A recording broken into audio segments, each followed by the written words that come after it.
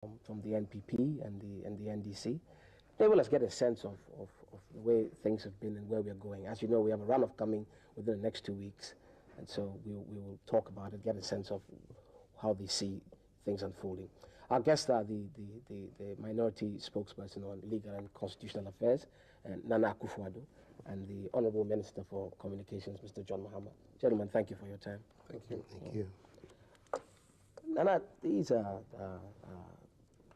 very different times in a sense. Your party is in many ways suddenly the biggest party in Parliament. You must tell me what has happened. Oh, goodness. Well, that's like telling the whole history of the last decade. I think principally what has happened is that the message that we took to the country, the message that the time had come for us to change the direction, the policies, as well as the people who are in charge of the country. That message, I think, has had a very strong response from the Ghanaian people, to the extent that when you put together all of those who stood on the message that there was a need to change the ruling party's hold on power, have together arrived at something like 55 to 56% of the electorate, the registered electorate, those who voted on the day. This is a major shift. It was like almost like an earthquake. If you remember that in 1996, President Rawlings won 57% of the vote on the first round, and that his successor, the leader of the NDC, has won barely 45%. That the NDC went into Parliament with went into the elections holding on to 133 seats, and are today 92 in the Parliament. We were 61 at the beginning of this thing and are now 99, and almost certainly will be 100 by the time the new Parliament is fully made up. And the other figures of the opposition have also an extra 4 seats. We see that a parliament that was dominated by the ruling party is now dominated by the political forces in opposition to it. I think the fundamental thing that has happened is that the Ghanaian people have expressed their desire, their wish to see a new deal in Ghana, to have a new beginning, to have a new administration, and to have new people running the affairs of the country. That was essentially the theme of our debate, or the theme of our election, as against the response of the ruling party. Initially it was continuity. It became something, change and continuity.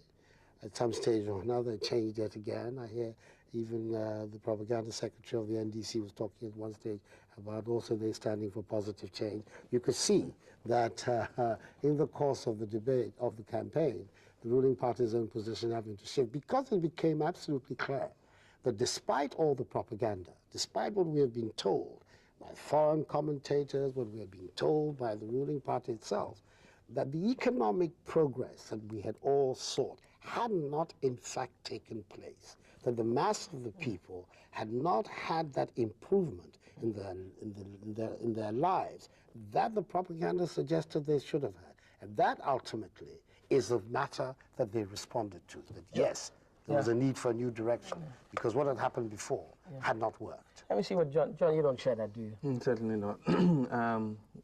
Well, I wouldn't say that the seats that MPP have won are just because their message went down well. I think that part of the seats they have got are seats that they have gained by default. Certainly we realize that we made mistakes in some constituencies, and that have cost us those seats. There are at least 8 clear constituencies that we shouldn't have lost under no circumstances.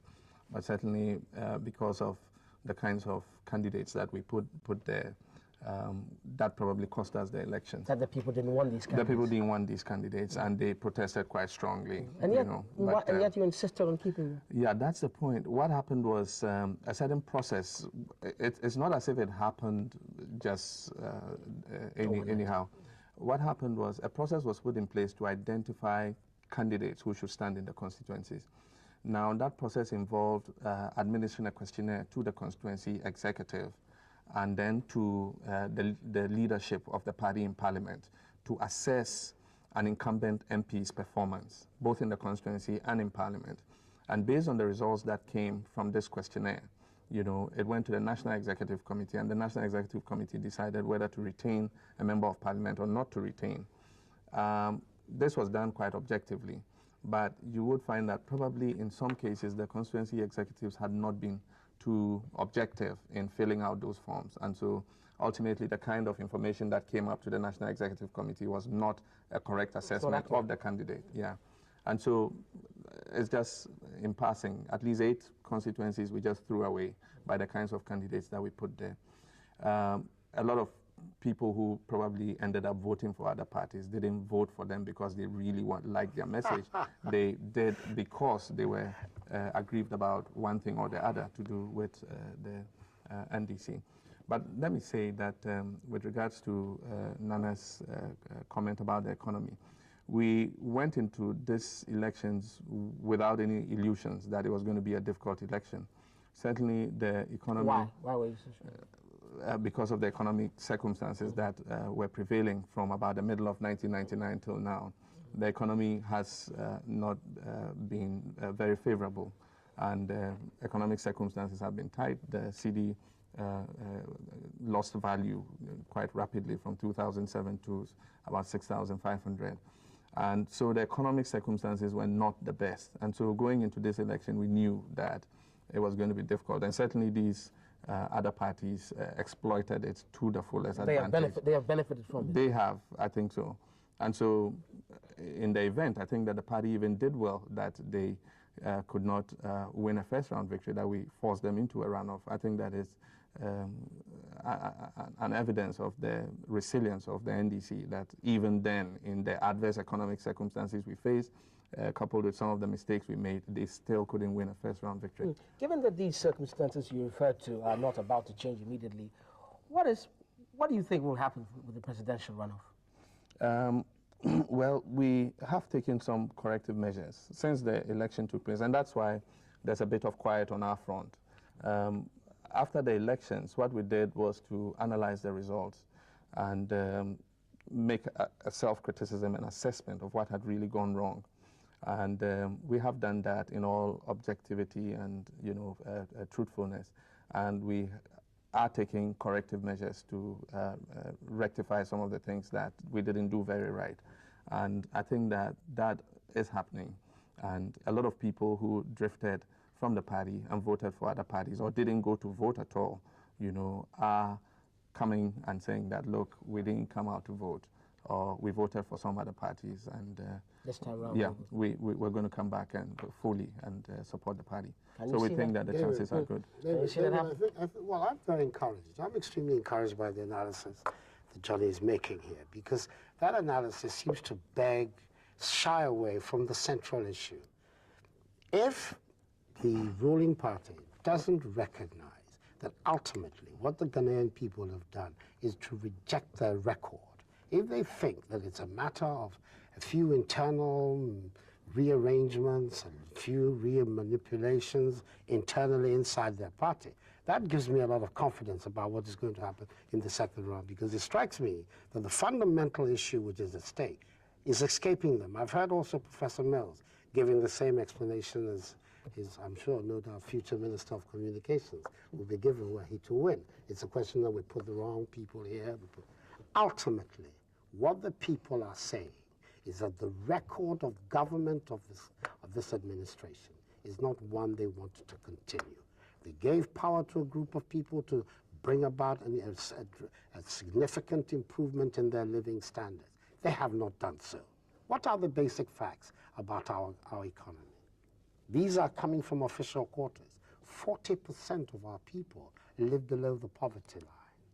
Average real wages in our country, and by that I refer to what the normal wage can buy, is today a quarter of what it was 30 years ago.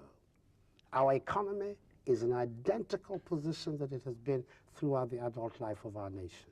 A country still dependent on the export of primary products. 81% of the receipts, our foreign exchange receipts, come from the exports of the 3 traditional products on which we have lived all this century: cocoa, gold, and timber. Clearly, An economy, a neo-colonial economy, a fragile, primary producing economy, such as we still have, is not one capable of satisfying the aspirations of the broad masses of our people. If they don't understand that that is what the people are talking about, that the conditions of poverty, which the vast majority find themselves in, they don't see any transformation of those circumstances under the leadership, under the policies that they have. For myself, I am comforted that the decision on the 28th of December will be an even more shattering one than what they received on the 7th of December. Because what the people are saying, so they're not saying that they're voting MPP without knowing many even of our own candidates that well, because they're relatively, but they're saying that this particular party, this group of people, are the people who are saying the kinds of things that we want to hear, vis-a-vis the record of the incumbent. I said that it was a combination of things, right, and that we did certain things wrong, right, and the economic circumstances were adverse. I said so. But I think that when Nana spoke, he said that the populace or the electorate, listened and said, these are people who are saying things we want to hear. And what they were doing was making promises to high heaven, promises that they know in their hearts they cannot realize within the 4-year mandate. They know it. And just because they want to achieve political power, they've made all kinds of promises to the people. They've raised people's expectations so high, and it's easy to make promises. I mean, if we were in opposition and said that we wanted to make promises, you could promise the electorate the moon and deceive them to vote for you. That is essentially what has happened. They've promised them free health, they'll abolish cash and carry, they'll raise salaries 100%, but they know they can't achieve these in the short to medium term. David, we can't allow the word deceive to pass by on this matter. We have got, I know that they find it difficult to conceive of a Ghana that is prospering because they don't have the mechanics or the formula to produce that Ghanaian prosperity. So that the idea that people can come forward and say that the conditions of poverty that we are in today, there's nothing permanent, natural, or unchangeable about it. Certainly. Yeah. Certainly. That is the statement we're making. We're saying that the present conditions of poverty that the people are in are not things that are either permanent or natural to Ghana. Yeah, we don't say they're better permanent management, either. better policies. Today, for instance, we're hearing that the decision that was made in getting money that was to revive the cocoa, the timber industries, those decisions that were made in the mid-80s as part of the ERP. We are hearing from their own ranks criticisms of that decision, that in fact it may be that a different way of looking at the problems then may have produced different kinds of policy. That's exactly the point we have been making. We've been making the point. We, after all, are the believers in the private enterprise economy. Let me get John to react. So that, and therefore, when you're saying that you can improve the conditions of the people, for somebody to turn around and say that you're making unrealistic promises and that therefore you're going to deceive the people. Don't share. That's of not course. Let me hear John. With the greatest of respect to John. I consider that really rather, that's fine. rather infantile. Certainly when you go into elections, you tell the people what you want to do. But I'm not talking of just telling them what you want to do. We don't think that poverty is a permanent thing in this country. And indeed, if you look at the statistics, poverty is falling. It's not falling as fast as we would want it to. And we need to gear up to make sure that it falls faster.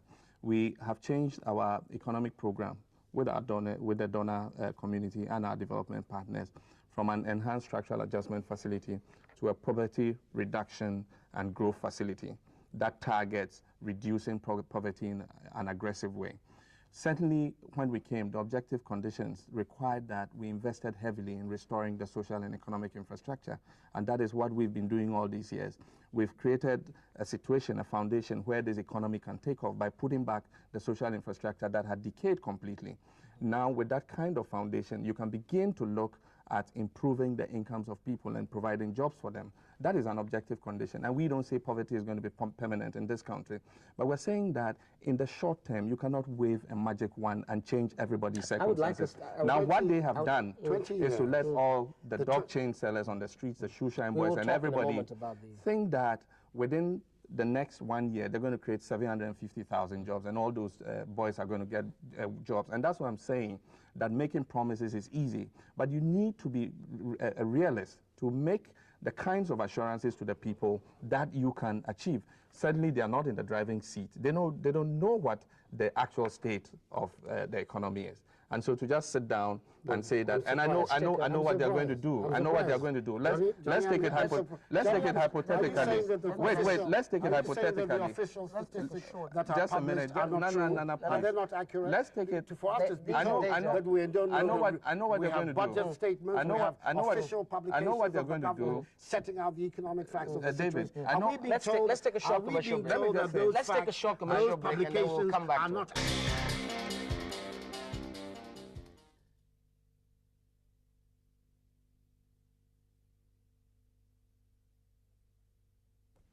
Welcome back. Mr. Mahama, what would you do differently to get the economy back on track? Well, before I begin to talk about that, I was just going to chip in, what I think Nana and Co would do if... No, I'd like you to tell me what you would do. If they want. That's an important matter. If they want. if I know shortly after that happens, they'll come out and say, gentlemen, unfortunately, we didn't know the true state of the economy is worse than we think. That's what you're telling us, Tom. No. You say we don't know. No, that's what they're going to say. We don't know the true and so facts. all the promises we made you, unfortunately, we can't deliver immediately. Just keep your belts tightened. In the medium to long term, we shall deliver on those promises. That's what they're going to do. Yeah, but tell me what you would do. A lot of programs are in place already and are beginning to yield results. We put in the Gateway program. We have the Free Zones program. It's attracting investment into the free zones.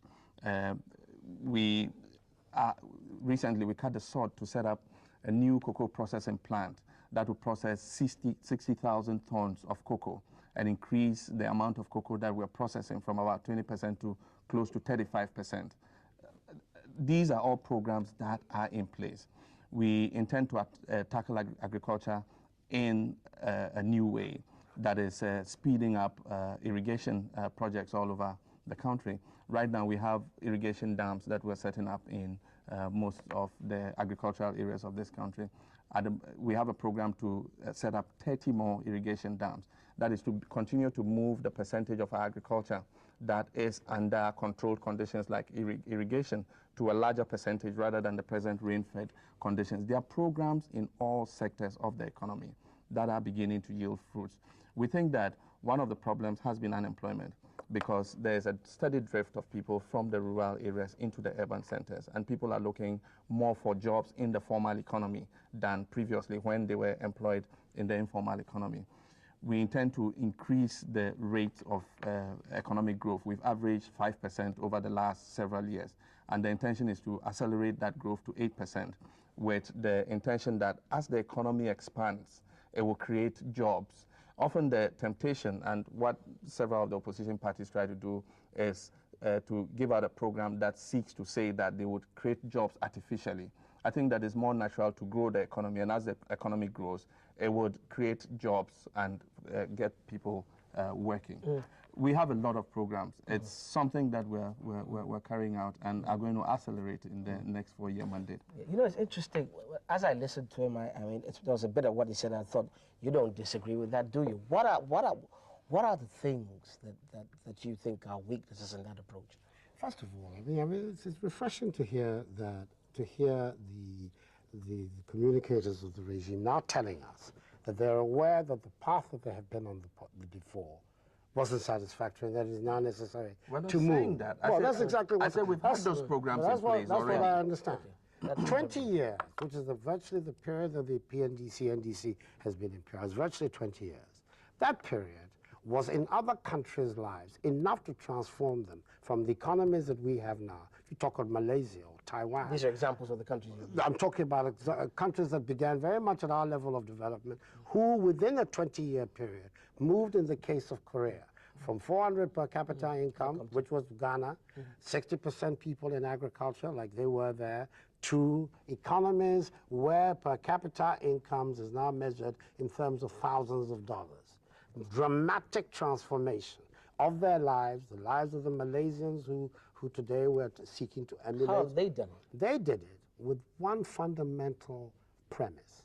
You cannot develop your economy unless you give the producers, whether of agricultural products, whether of industrial products, of services, confidence in their ability to work, take their reward, pay their taxes, and get on with their lives. The government has not done The that. fundamental weakness of the Rawlings era is that confidence that should be generated in the indigenous business circles, largely because of the kind of so-called revolutionary actions that were taken, has escaped them. Of course, when the president himself, at the beginning of his tenure of office as a constitutional leader, can get up on a political platform and say that important producers, Ghanaian producers of goods and services, ought not to have their products patronized because they have different political allegiances than his own, and that therefore their goods should be boycotted. You know that the kind of signals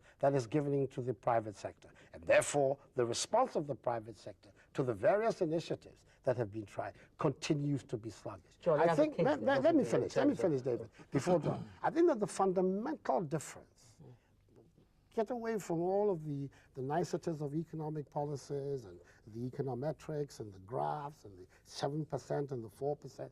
The fundamental difference that is going to be made with an MPP administration is the confidence that is going to be generated in the business community, that at long last, a group have come into office who don't have an equivocal and an ambivalent attitude to private capital and to private business, who clearly support it and don't support it on a selective basis.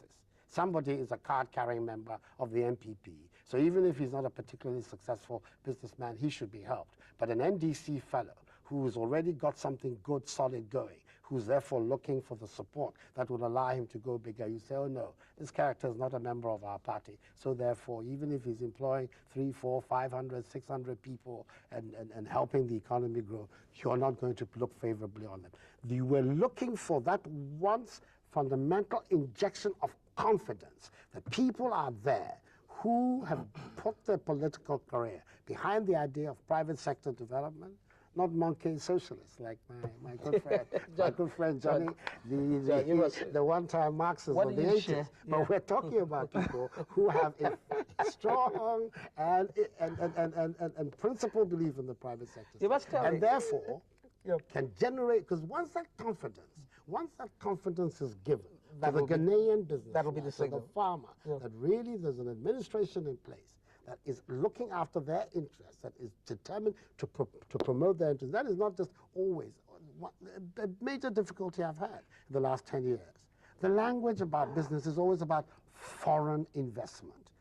Yes, our country needs foreign investment. Yes, there are areas of our economic activity, the capital goods sector, mining, which requires large sums of money, where yes, we require. But it would seem as if somehow or other, in the rhetoric, the whole idea of the indigenous businessman, the indigenous entrepreneur, male, female, those who are actually here putting goods and services together, somehow got lost. We intend to really push that, and we think that if you look at the success stories in the world, whether it is Chile or...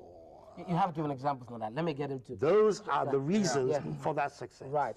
Yeah. John, there is a big issue there, and I want you to dwell more on the whole issue of business and domestic capital, supporting local businessmen.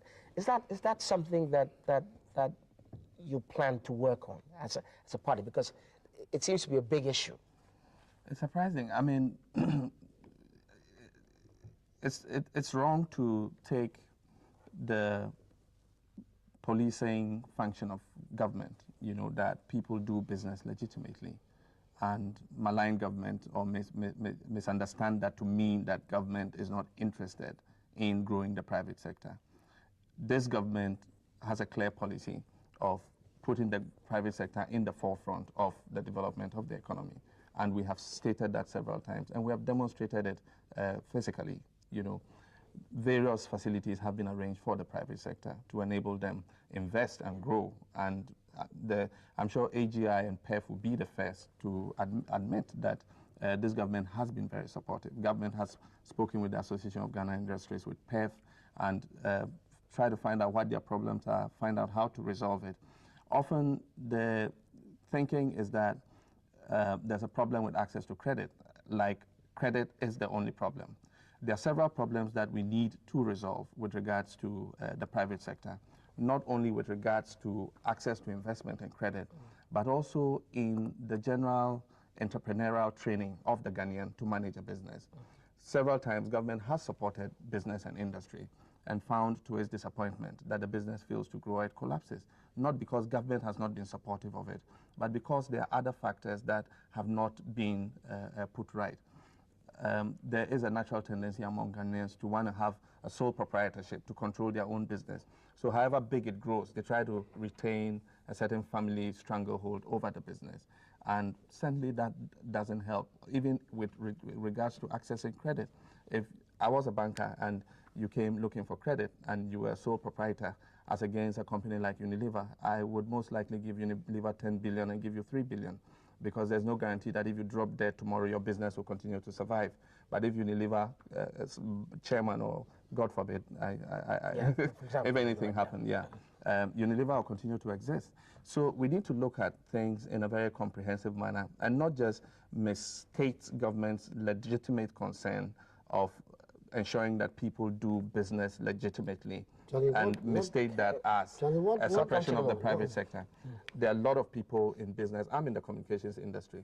Ghanaians are in the forefront of the information technology industry. They're coming and they're taking licenses. They're setting up internet service provision services, data transmission.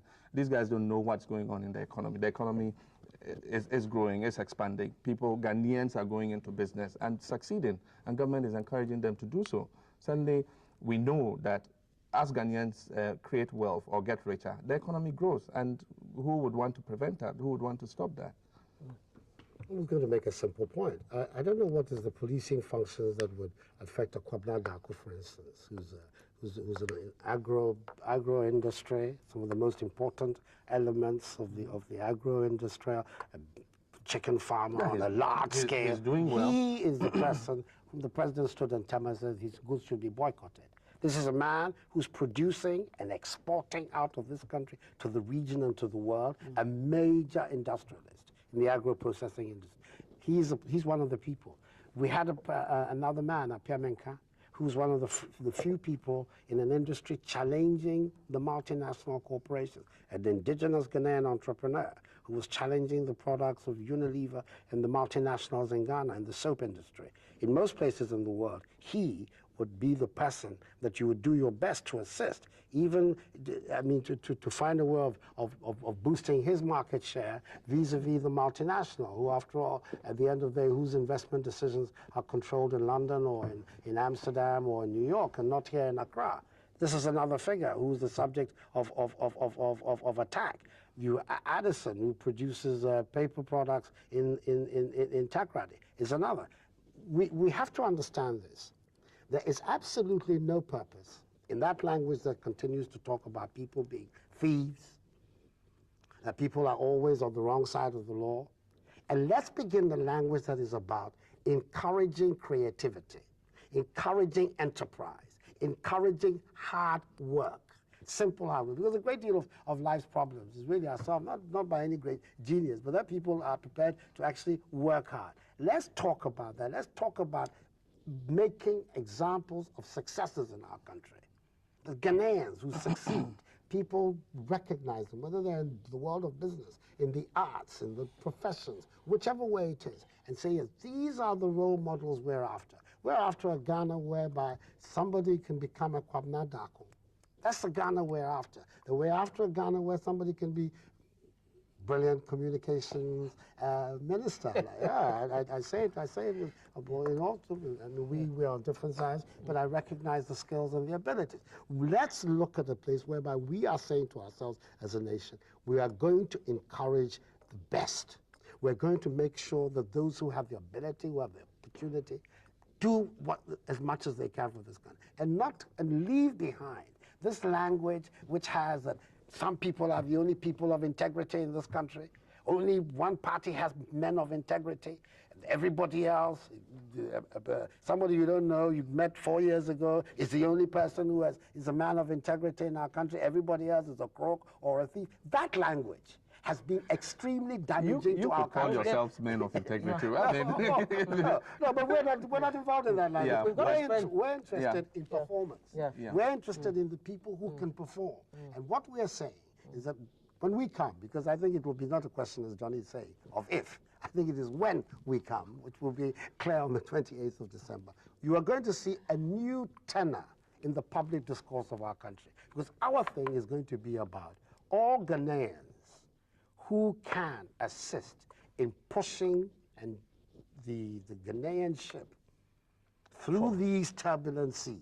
That person is welcome on board the NPP bandwagon. That's the language. And we're no longer going to have the language of thieves, of people are corrupt, which is the language we've heard in Rawlins this time. As if somehow or other. People are doing business. I want you to respond People to are that. doing business in this country. They don't have a problem with the environment. They are doing business. They are reaping on their investments, and there isn't a problem. It's unfortunate to use this to try to create an impression that the business community in this country is living in terror of government and all that. That certainly is not true. Businesses have grown under this government, probably far more under this government than in the history of this country. A lot of businesses are thriving. Ghanaians are doing well. You can't see it grow much more than an NPP government, can you? Not necessarily. That's what you're saying. Yeah, well, I think that this government has done well, and that we have set the stage for moving into an accelerated growth of the private sector. Perhaps these are personal positions. You know, in a sense, I mean, like the examples you gave, these are, honestly speaking, things that the president has said.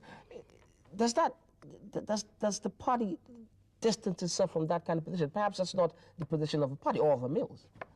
Well, I don't like the statements overblown to indicate that because the president said that, the business community is living in fear. That's the impression that Addo is trying to create. Unfortunately, that is not the situation. Business is growing. We have come from a certain period, you know, coming from the PNDC era, you know, into the democratic period. We started an experiment in democracy again. Everybody has been learning since then. You cannot take certain statements that were made in a certain period, in a certain context, and use them to characterize the history of the country since then till now.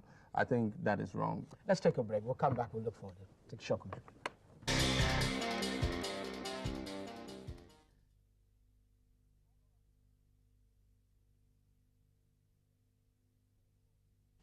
Welcome back. You know, now we have a parliament that has changed a lot. Can you see both parties work together? I mean, this environment, in a sense, is pretty tense, isn't it? I mean, the relationship between the NDC and the NPP. And of course, you've been pretty active in the last parliament. Can you see us overcome a lot of this tension?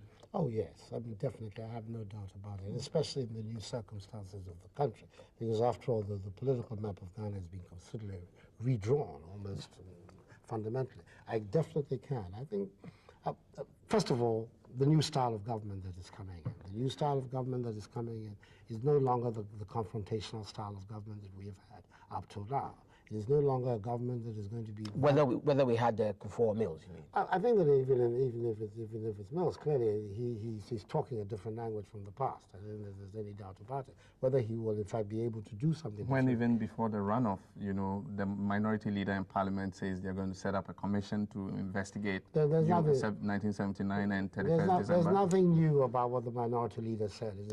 It's been a proposal that has been on the table. He said it in parliament last year. He has said it several times. The party, then you've hidden it on your campaign trail. You haven't said that you are going to inquire into 79 and 81. Never hidden it. You haven't come out clearly with it. They've gone ahead to say they're going to reconcile the nation, they're going to heal the wounds and all that. And then just before the runoff, you come out and say we're going to set up a body to investigate 79 and 81. That's not worrying. No, we think it's wrong. To compensate the victims. Well, and what we're saying is, why we're saying is, why target only that era? Why target only that era in our history?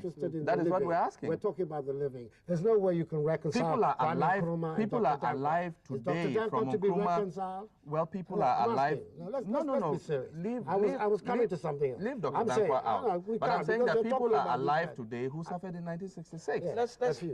Let me come to it. Let's talk about how you can work together. I'm saying that a new style of government is coming in, which is going to get away from the confrontational style that we have been used to up till now. Definitely when Kufuor comes in, there will be a different way of talking about the business of Ghana. And that in itself is going to make the difference.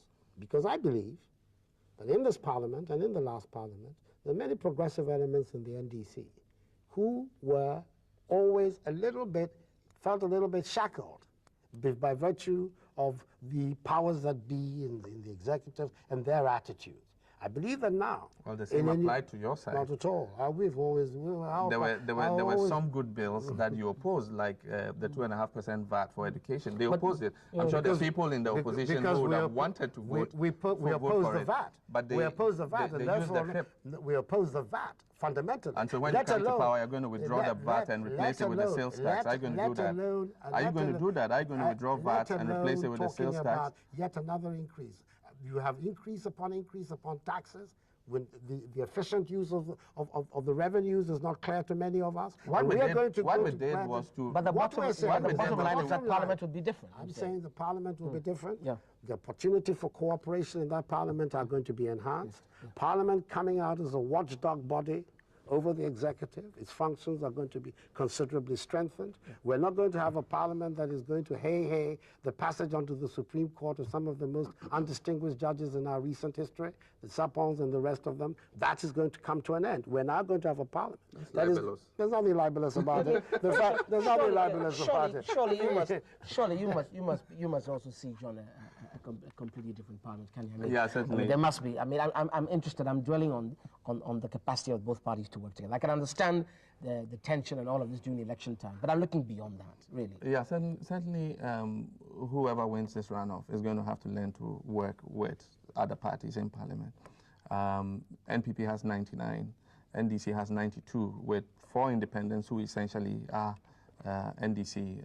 Don't be so sure about that, Johnny. Well, in most of those cases, they wanted to stand on NDC's ticket, and when they lost out to the losing candidates, they decided to go independent. Okay. And so essentially they're NDC people. Some campaign. And then PNC has 3 members, and then CP has 1. Certainly no party emerged with more than 100. And if you know that you need 100 votes to pass most resolutions and a lot of the important business of parliament, then it means that parties are going to have to rely on each other, you know, to be able to pass. That's a good bills. thing. Yeah, that's a good thing for democracy, I guess. And I think that we're going to learn to have to work together in the new parliament. But you know, Nana, as we get closer to the runoff, what can you see happen? Can you see us go through the election the same way we went through the first bit, or do you feel that there's a... Oh, that must be the desire of the overwhelming majority of our people, that we go to a second round, which is as peaceful and it's quite orderly. Orderly. I mean, we will not know the full story as to how regular the conduct was. It would appear at first blush that generally it was also regularly conducted. Obviously, we are in the middle of it. The stories about what happened in remote areas or in other areas, all that hasn't come out. But for the time being, I think the nation generally is satisfied that the thing went off reasonably well and is expecting the second one to do so.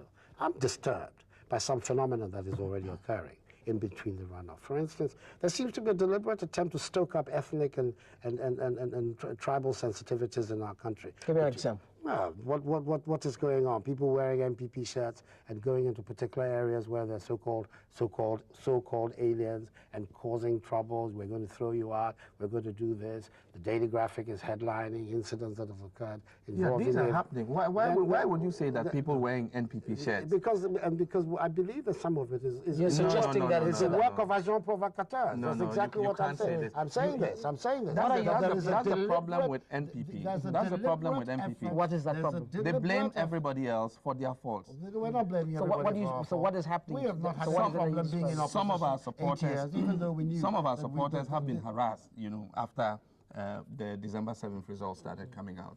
In my own constituency, several of the NPP supporters, known NPP supporters, went around telling people that, look, let the results come. If we come out victorious, you guys are going to have to run away from this. In your this town. constituency, which Yes. you won so convincingly. Yes, I'm surprised to hear I that. did. Because certainly But I when they talk- live when in they- a when constituency they- which has a very polyglot, a very cosmopolitan and diverse groups of people. We've got in Abuakwa, which is the biggest constituency in the eastern region.